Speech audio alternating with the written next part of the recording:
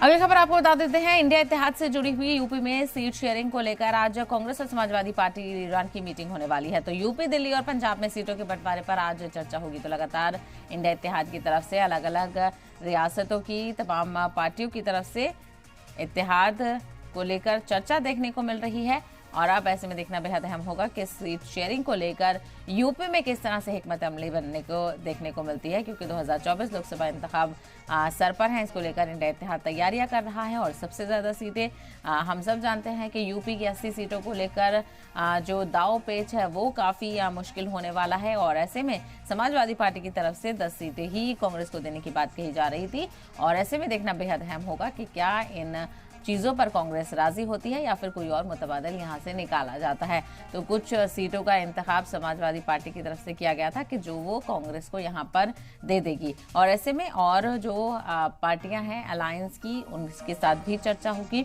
हालांकि फिलहाल कांग्रेस और समाजवादी पार्टी के लीडरान की मीटिंग होने वाली है। यूपी, दिल्ली और पंजाब में सीटों के बंटवारे पर चर्चा होगी। यानी दिल्ली और पंजाब में एक बार पहले ही आम आदमी पार्टी के साथ चर्चा हुई है और आज एक बार फिर से कहा जा रहा है कि इनको लेकर चर्चा की जा सकती है। फिलहाल यूपी खासा अहम है क्योंकि लोकसभा इंतखाब में सबसे ज़्यादा जो सीटें हैं वो यूपी से निकलती हैं और ऐसे में देखना बेहद अहम होगा कि जो इत्तेहाद बना है, जो गठबंधन बना है तमाम तर पार्टियों का, वो कैसे यूपी में चुनाव लड़ता हुआ नजर आएगा।